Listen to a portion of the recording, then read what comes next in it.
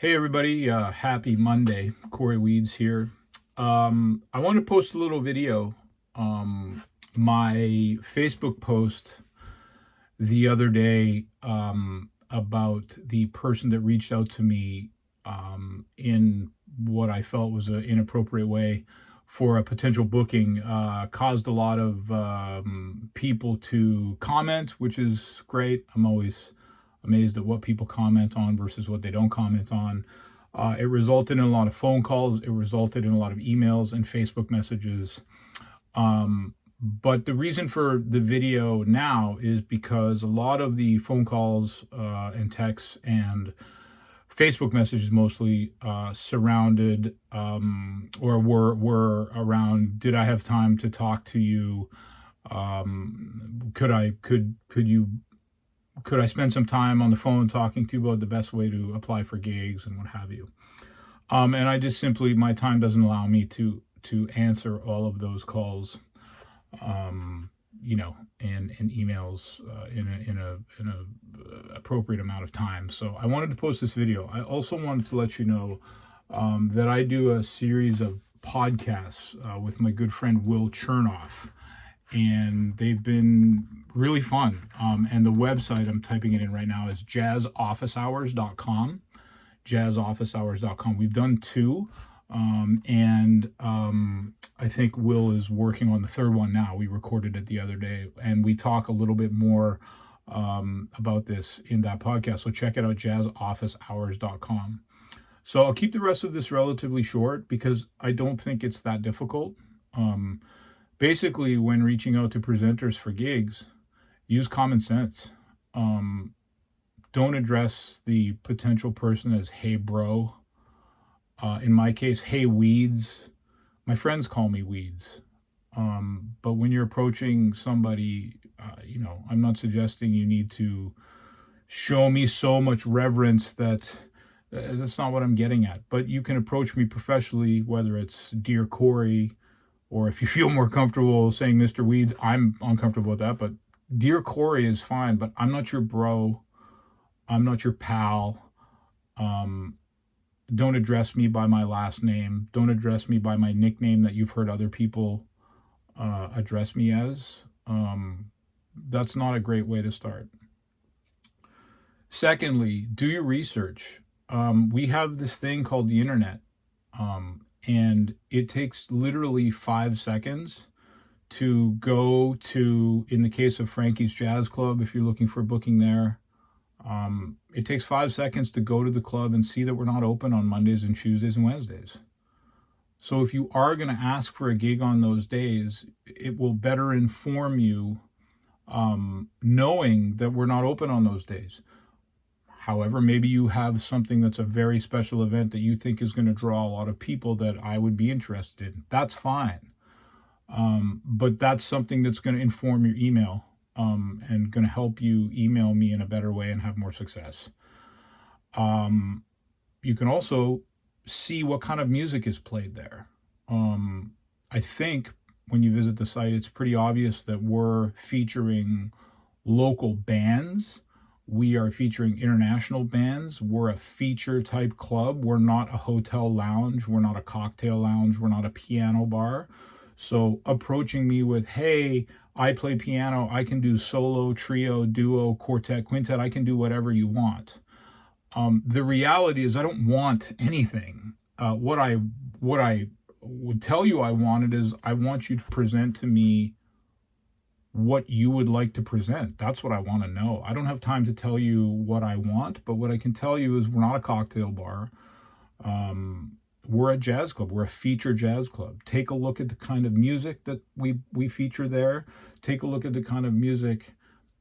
Take a look at the bands. Take a look at the people.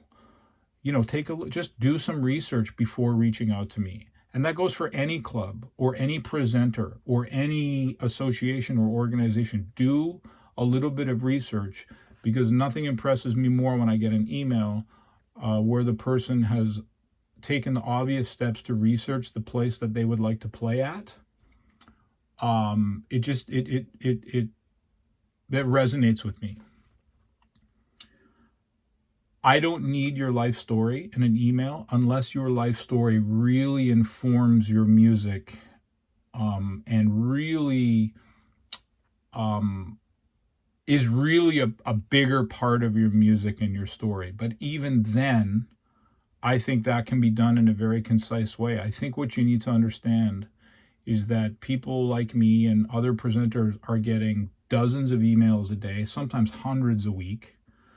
We're very busy.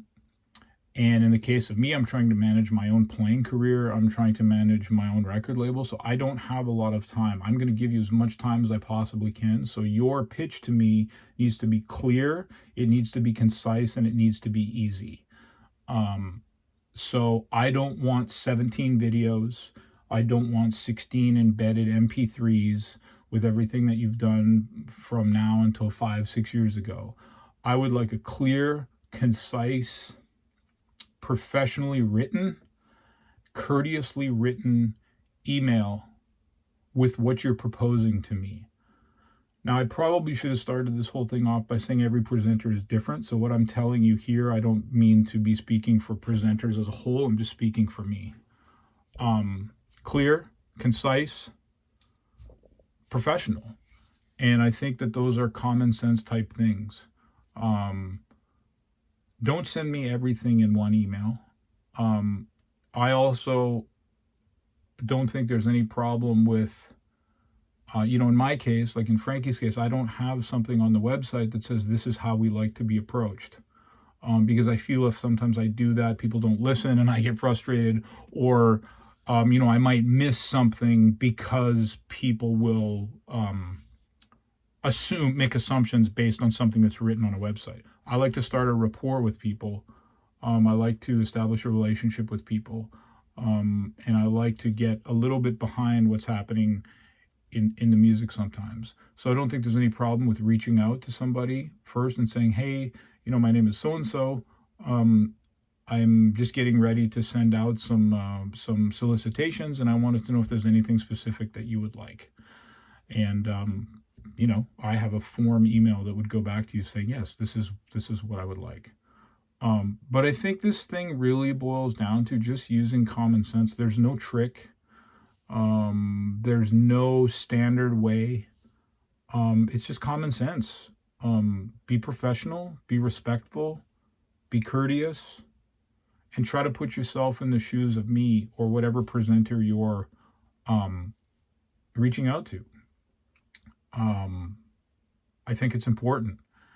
And I think it will increase your chances. It certainly will increase your chances of getting the gig, but it will certainly increase your chances at the very least of establishing a dialogue with me moving forward. Whether you get the gig or not, it will establish some dialogue. It will introduce who you are to me, and I'll remember that name, and I'll remember how you approached me. I feel that I'm in a position where I want to give people second chances, but I don't think every presenter is going to be like me. And I'm not trying to build myself up. That's not my point. But my point is generally I will try to give you a second chance, and I will try to educate and try to help you along. But you're not going to get that from every presenter. That's why there's a delete button on the computer.